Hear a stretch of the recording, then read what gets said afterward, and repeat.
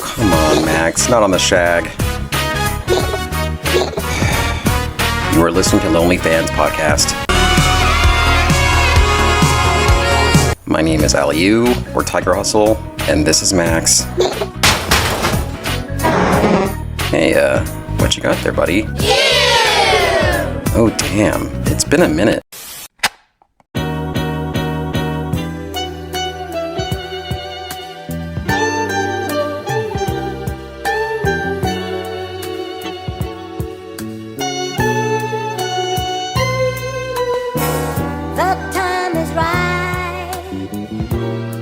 Hold me tight, and love's got me high.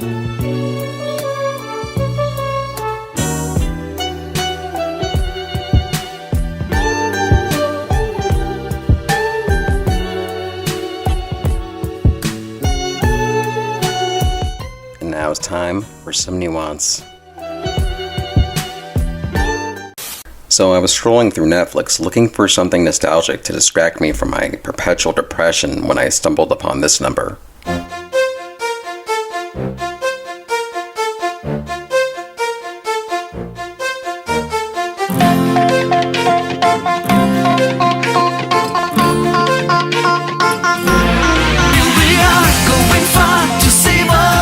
Goddamn, 13 years later and this intro still slaps. So before we get in there, here's a tiny intro justifying me revisiting this early 2000s oddity.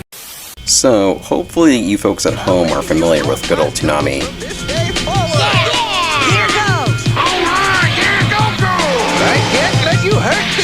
For those of you who don't know, it was basically Cartoon Network's version of the after-school animated primetime marathon, back when that was a thing. Toonami's main stick was that it had anime. Wow! And mind you, this was well before it was socially acceptable to publicly like any anime that wasn't Dragon Ball Z, and you could only be a weeb on the internet or, God forbid, your school's anime club. Ugh. I'm already exhausted. Anyway, Toonami is actually still on the air after all these years, but there was a time where Toonami got replaced with this shit. Hey! What's up? You guys ready for the big show? Yeah, I actually hope no one remembers this. I recall being the most blown 14-year-old ever, coming home and seeing they replaced Homeboy Tom in my big titty Tenchi Muyo waifus. It's no big deal to show your naked body. You see there? That's what I'm talking about. You're insensitive. Tenchi's the only one who saw you. You can give it a good wallop with one of these. And you were going to show him your naked body sooner or later anyway, right? Does the same With this shit. What's up? You guys ready for the big show? No! Honestly, I can make a whole separate video essay on how much Mikuzi sucked. Actually, no, I couldn't. All Mikuzi did was air Cartoon Network reruns on top of the back-to-back Naruto reruns. At one point, they had a design contest for the last host character or whatever, and surprise, it looked like shit. And then the program got cancelled. There you go. So, with my salt aside, Mikuzi's flagship show was Code Lyoko. I consider it to be the flagship since it was the only show on there actually producing new content, and that being said, Code Lyoko had a lot living up to when you look at what was in its time slot prior. Ooh boy, I hope you guys like awkwardly dubbed French-Canadian anime, because I just watched all fucking 97 episodes of Code Lyoko and I didn't even kill myself. You owe me some fucking money. This show is so weird. Everyone is so damn quirky in the most off-putting way. And as for the plot is actually kinda intriguing. 3 seasons in. I'm not even sure if I can claim it's underrated, honestly, like I thought it was going to. When I was rewatching this, I was really excited at first because I'm a filthy millennial nostalgia junkie, of course. Plus, I was getting a new adventure since I never really saw the show in depth. How naive was I? Well, like I said, I don't know if I can say this show is underrated.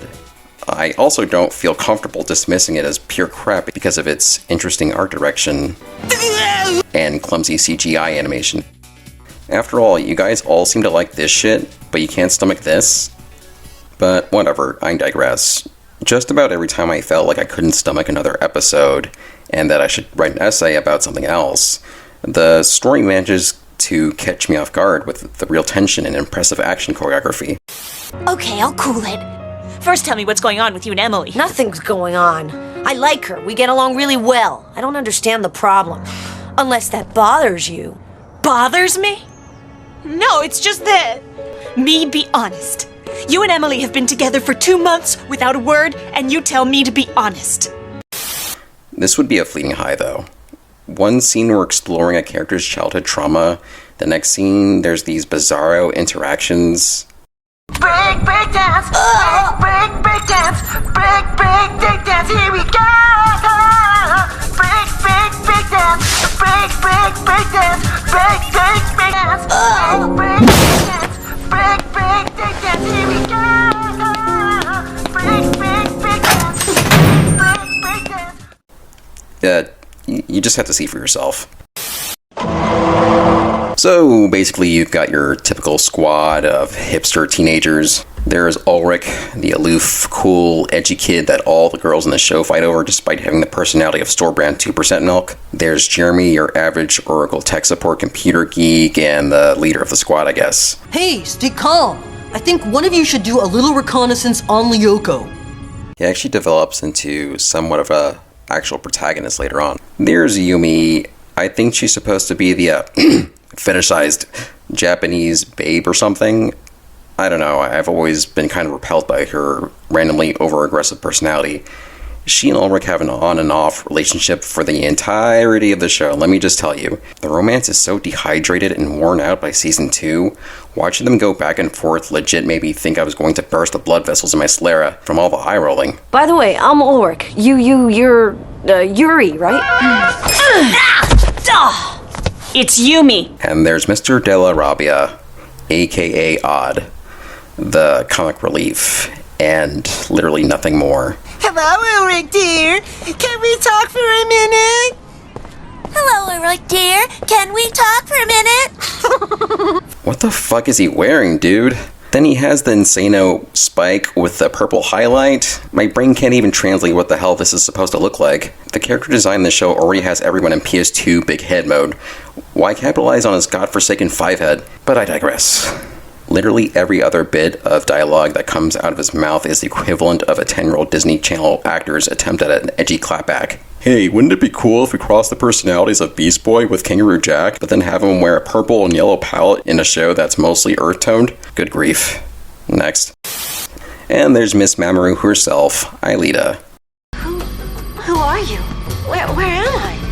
Aelita is a virtual persona and Jeremy's sick waifu obsession. She was born in the world of Lyoko, or at least that's what we're led to believe in the beginning. Ooh. The majority of the plot early on actually rotates around materializing her, bringing her from the virtual world to the real world. Oh yeah, making a whole-ass human with my buddies underground in some dank, spooky-ass rundown factory. Man, do I miss middle school. Psych! And so there's the bad guy, Xana. Xana is a big, meanie, semi-sentient IRL computer virus that, well, just likes to fuck shit up, honestly, and he's my favorite character. Why? Because he doesn't fucking talk, and watching him actually try to obliterate these nerds is the most entertaining aspect of this godforsaken show. They refer to Xana as a supercomputer virus, with male pronouns for some reason, but he's definitely more akin to an artificially created malevolent god of death and destruction. Xana can actually fucking do anything. Also, he's got a badass theme song. You are not putting that on again. Marcel, okay, if you press that button, you are in very, very big trouble.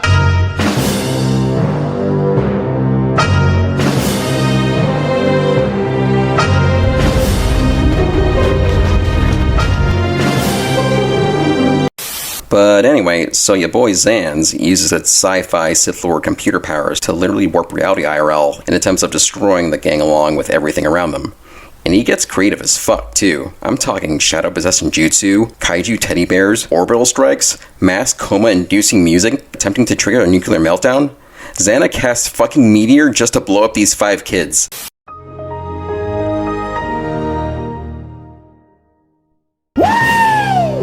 What's up with it, motherfuckers? What's up, baby? Did you miss me? You punk-ass motherfuckers can't hold me down, but as I proved time and time and time and time and time again. I will rise from the fucking ashes. Motherfucker, I've been shot 7 times, motherfucker, and I'm still breathing! So, in this virtual world known as Lyoko, there are 0 inhabitants besides Aelita and Xanadrones, I guess. So when Xana starts to corrupt reality on the outside, these towers will begin their menstrual cycles, and it's up to Homegirl to reset them. Sometimes it's in a desert, sometimes it's in a jungle, icy wasteland, you get the idea. I actually really like the animation in the virtual transformation scenes. It's very fluid, and the thin pencil lines, it's surprisingly cinematic, and I don't mind seeing it every episode. Anyway, so our heroes get turned into these shitty store-brand phantom thieves, all of which are pretty hit and miss, to say the least. Ulrich's design is pretty solid. Japanese, samurai, ninja aesthetic, sure. Could make do without the pasted-on Oni JPEGs, though. And I guess Yumi's persona is supposed to complement Ulrich's, as she is a Japanese warrior geisha. Yikes. Just terrible. I'm sorry, but I can't get into the colors and pale white makeup in this 3D rendering. And of course, there's Odd, with his purple anthro suit. Whatever, it's a kid's show. But anyway, the main objective is to bypass Xana's tower guards, which are going to be either flies, these roly-poly guys, creepy roach thingies, crab people, etc. Oh, and Shadow Riku. Just kidding, he's not quite in the show yet. The fights in this show are actually kinda badass for its time.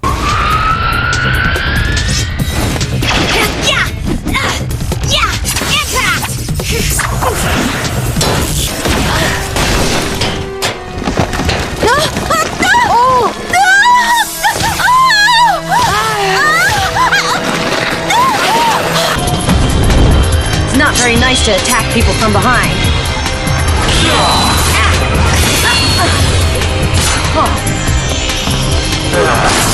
Even Odd gets his fair share of trick shots. Watch out, Odd! It would appear that in this virtual reality, as they say, the impacts for shots are actually felt, which I like, because it raises the stakes in the combat. Like, look at the way they react to being shot. Holy shit. Like, no joke, it's kind of unsettling how realistic the deaths are. I feel like I'm watching a war documentary involving child soldiers. Ulrich, it's game over for me. Oh no! It would also appear that being ejected from Lyoko via smoldering laser death actually weakens their physical bodies to some degree. It's not clear, honestly. You okay, Yumi? No broken bones yet! Did I mention these kids are in the 8th grade? So after paving the way to the tower for Aelita, she will then phase through it, and this shit happens.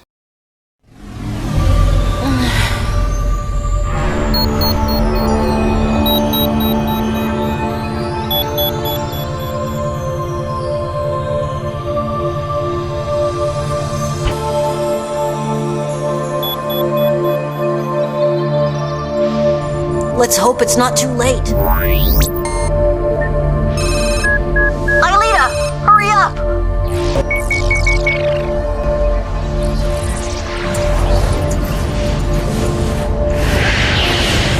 I actually really like these little breaks from the Xana boss music and general chaos happening outside. The quiet ambience and reassuring ding typing sound effects feel so peaceful and reassuring. I like how as soon as Aelita enters the code, the camera pans down as she lowers her head in relief. It gives it this seamless music video-like quality, in my opinion. But anyway, so they beat the thing, Aelita enters the thing, Jeremy enters the thing, and... Return to the past now!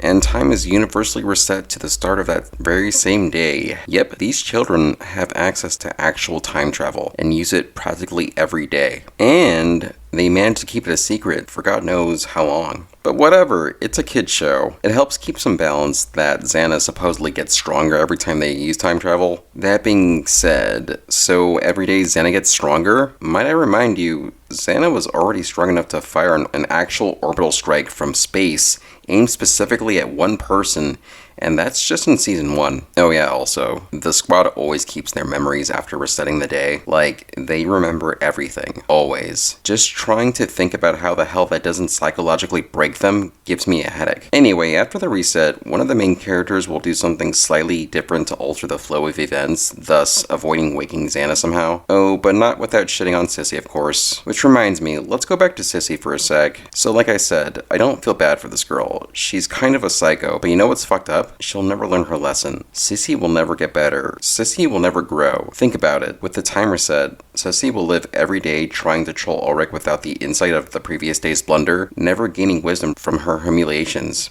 only ridicule. Unbeknownst to Sissy, Ulrich has already seen every action Sissy will ever take that day, and with that has an entire plethora of comebacks and one-liners to clown and publicly destroy her with. Which he and the gang don't hesitate to do, by the way. You're Ulrich, dear. Second of all, I will not go to your room to explain exercise B, page 52. But how did you know that I...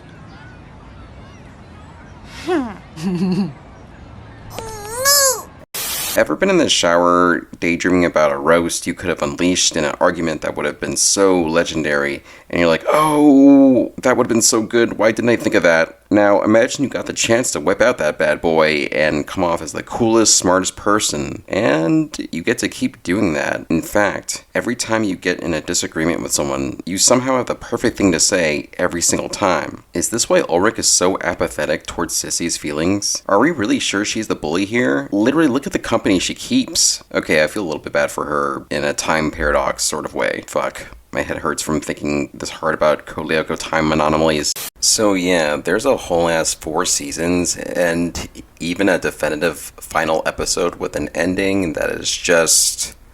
well, we'll get there. You see, the problem is that the juicy parts of the plot are locked behind this miasma of awkwardly translated French-Canadian dialogues and mannerism. Don't get me wrong, watching this show in fact was really, really exhausting. And full of cringe, to say the least. I'm not even being hyperbolic to fit the YouTube commentator checkbox. When Code Lyoko wasn't being this, it's usually being nothing or weird. Whenever I hear people looking back at this show, I always hear about how dark and compelling it was compared to other shows. And that's actually somewhat true. There's a stupendous amount of close calls when it comes to death. I'm actually convinced these kids do die sometimes. How else can they be so calculated and soldier-like without any sort of formal training? But don't take my word for it. Let's check out episode 1, Teddy Godzilla. How creative.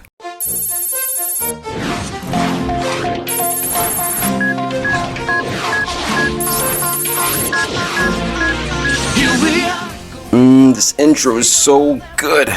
But we must not get distracted. Okay, are we rolling? Yeah, but we're upside down. Hello, fellow students of Caddick Junior High. Your ace reporters, Millie and Tamia, are here to bring you an exclusive for today's... So, right away you get a pungent taste of Code Lyoko's donkey voice acting. The episode opens with Amelia and Tamelia. These two are the school's news reporter team or something. Whatever, who gives a fuck? Tonight is the big night, the night of our annual school prom. Oh yeah, prom set up child labor. Fucking stop the presses. Why did I drink before watching this? So, to the show's credit, it does do a good job of introducing characters in a subtle fashion. Well, as subtle as the show is going to get, anyway. A few questions. Well, Sissy, how about a few words for our TV audience before the big night? Sorry, Munchkins. I only talk to real pro reporters. I have no time to waste on a couple of nerds. A couple nerds? You mean like... Freedom of the press! Oh, Millie, little dipsticks your age don't... Jesus fucking Christ, Sissy. Maybe I was wrong. Maybe you do deserve a public execution on the daily. This is 2 minutes into the series and this girl has already unleashed her entire bank of adolescent heat on this defenseless red toddler. They run like scared rabbits. Who needs them? There are lots of other boys. Oh, yeah? What are you waiting for, then? Try and find one. I know that was immature. It was my birthday when I recorded this. Leave me alone. Ulrich, would you be my date tonight? I'm sorry, Millie. It wouldn't be a very good idea. I'm too old for you. And, well, you see, I promised to go with Uni. You see? What did I tell you? Yeah, Amelia, what did I tell you? Ulrich over here is just trying to bust a Lyoko net tonight. But to be fair, even if Ulrich matched her age, I'd still be pretty taken back. She's asking with a freaking tear already rolling down her face, for fuck's sake, like yeesh. I hope you're proud of yourself. Okay. So Jeremy is talking to Aelita and a bunch of fucking nothing happens.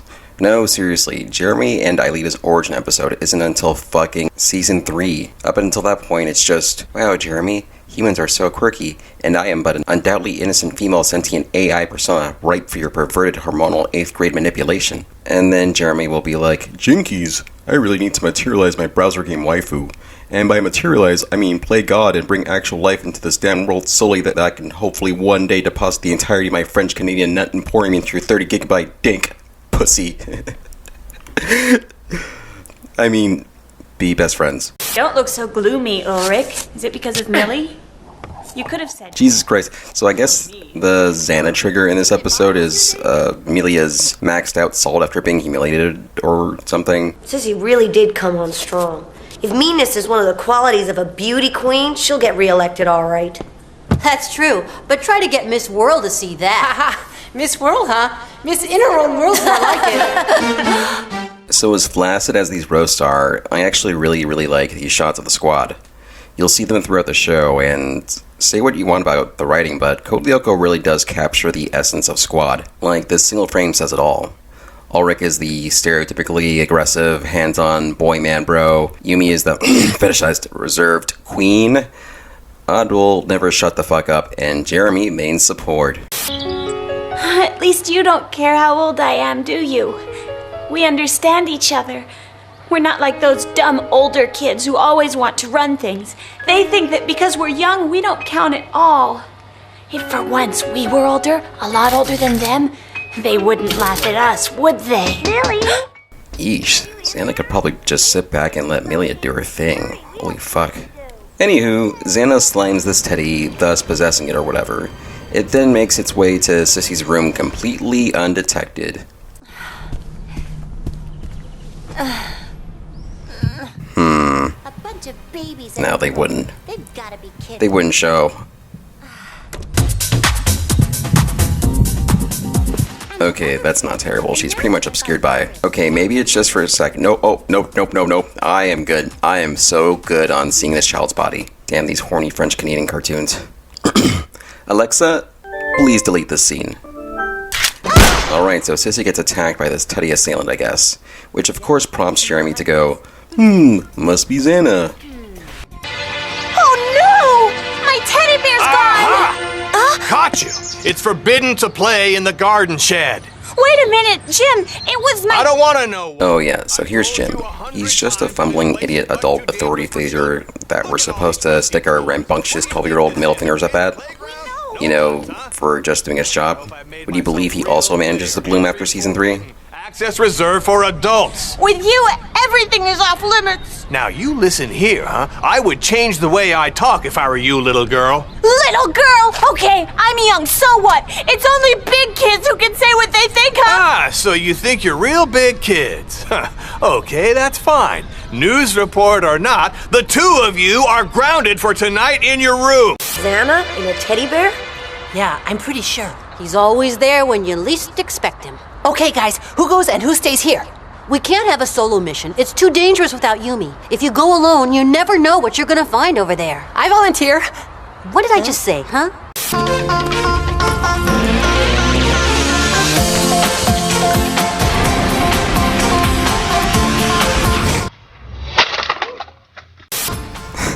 I am so glad they knocked this shit off later on. Just, what the hell am I looking at here? Are they trying to hide the animation of them actually getting onto the board? The boards and scooters themselves are practically grayscaled and forgettable, so I don't think it was a toy deal. He looks like Ash right before he captures a new cockfight confidant. So, after the day journey to the factory, Jeremy boots up the supercomputer and is like, what's good? What's really good? And sure enough, Aelita will say, fuck if I know, let's check it out. Scanner. Virtualization.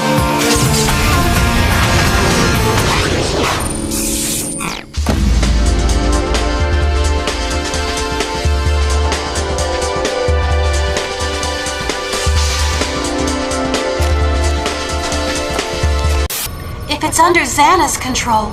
It'll only become much madder. It'll go for anybody that's around, especially his mortal enemies, like you. Huh? Oh, Yumi!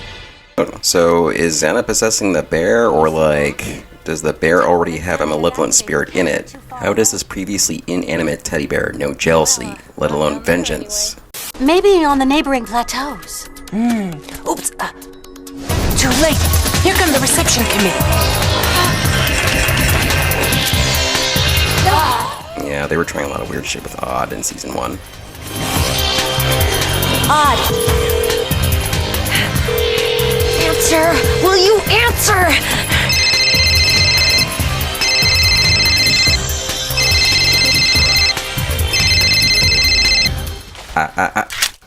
Oh, alright. False alarm.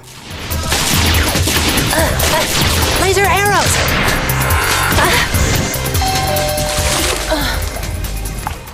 Nope. Delete this shit.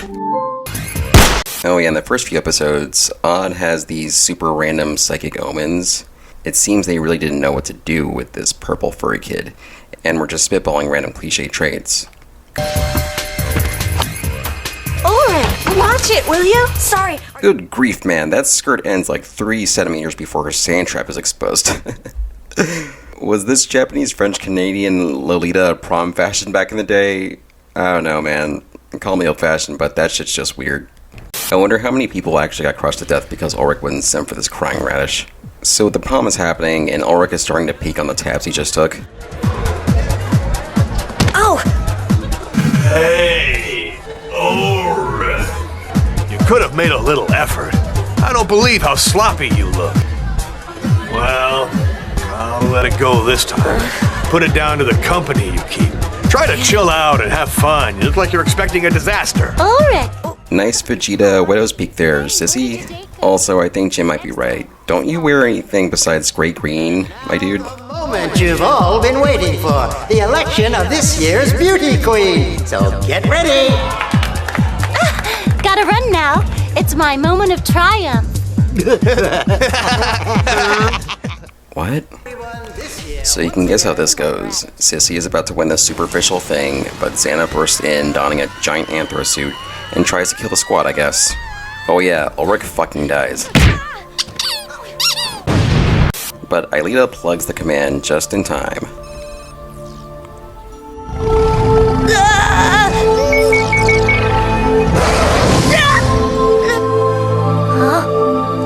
Ulrich, are you okay? Yeah, sure.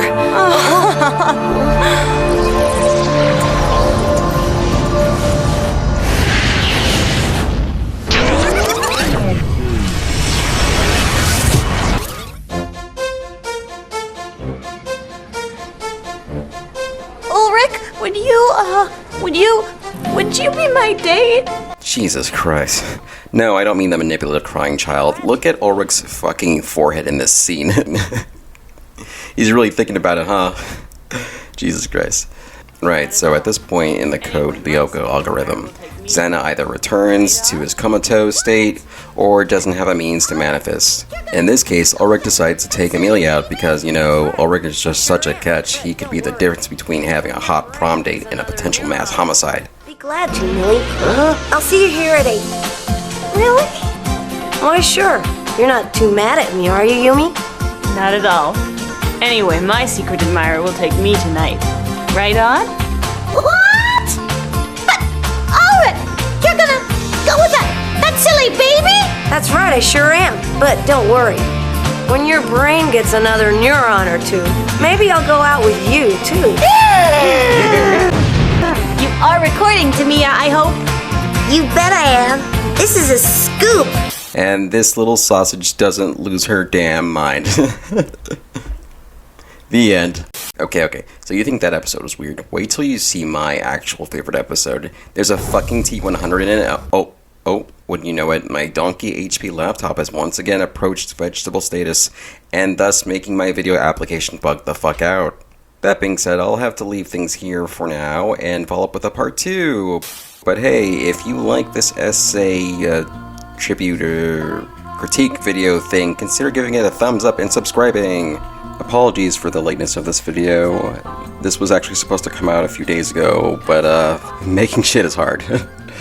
And I do all the editing and writing and the art all on my own. But yeah, big thank yous from McSpankies to my 3 Patreons for the support. I'm actually saving up for an actual somewhat competent PC right now so I can edit these much faster and more proficiently. Because let me tell you, shit's hard when your laptop crashes every time you make a draft longer than 15 minutes. Anyway, see you for part 2 where we'll dive into the rest of the series, including the final episode. Okay, bye.